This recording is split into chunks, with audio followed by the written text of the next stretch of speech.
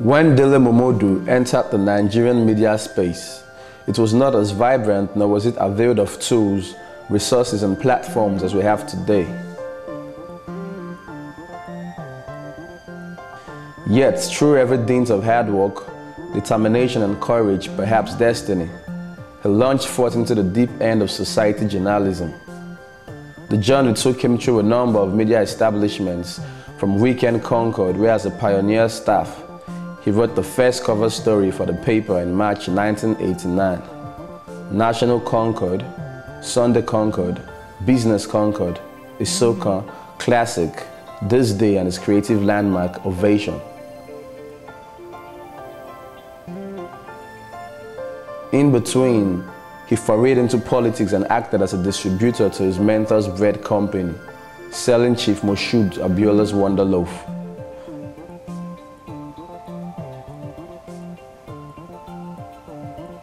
In the course of his journey through life since birth on May 16, 1960, Dele Momodu has engaged in local and international travels and has the unique distinction of access to and interviews with a broad spectrum of Nigerians, both the rich and lowly poor.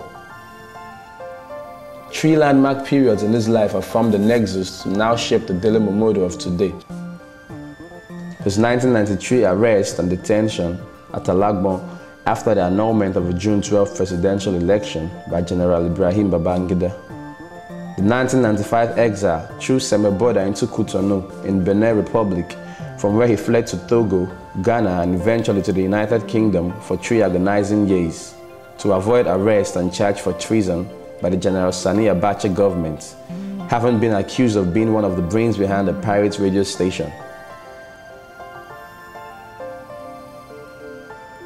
And his 2011 candidature for the office of President of Nigeria on the platform of the National Conscience Party, NCP.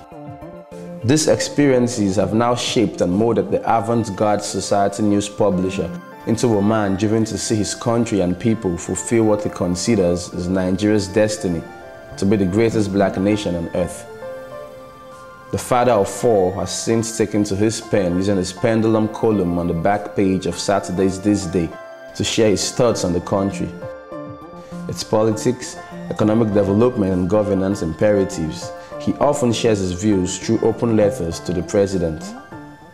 Webtv sought him out over a period of 2 months to sit him down to understand his drive, mission and insights on the import and value of his message, why and how Nigerians can participate in the democratic landscape, and specifically how young Nigerians can overcome the psychological and debilitating barriers limiting our march into a developed economy where potentials can be fulfilled.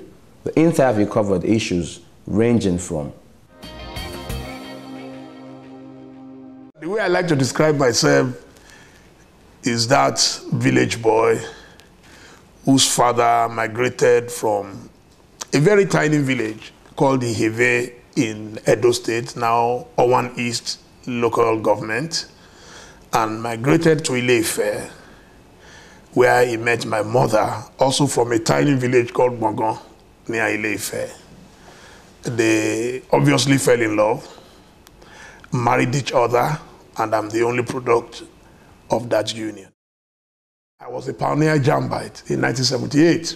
I was admitted to study Yoruba, single honors, at the then University of Ife, and I finished in 1982 with a second degree lower division. Thereafter, I became a teacher or lecturer or whatever you want to call it at the then Oyo State College of Arts and Science in Ile-Ife. And from there, I became the private secretary to the then Deputy Governor of Ondo State, the old Ondo State, Chief Dele. And from there, I went to work for the Ooni of Ife, His Imperial Majesty Oba Okwadeshijo Olubuse II. And I left that job in 1986 to go back for my master's program in Ife. This time, I did literature in English. I know that for so many years, about 2 decades, I was the only Nigerian ever to hold a first degree in Yoruba and a master's in literature in English. So, my mother was a petty trader. She sold rice and beans near the Nigerian prison in Ile-Ife, you know, and they knew the value of education. I started school by 1966, and it went on like that till we got to where we are today. I can say that life growing up was fun. You didn't need a lot of money. We were not crazy about foreign products. In those days, to buy your shoes, you went to what we call Bata shop or Leonard's. You know, during Christmas, you traveled to Ibadan. It was like going to London, and you would go to Levante stores or Kingsway stores, and you would meet Father Christmas. They were average citizens. My father was a civil servant. He worked with the Public Works Department, what we used to call Pong Pong Wahala Dele. He rose to become a road overseer.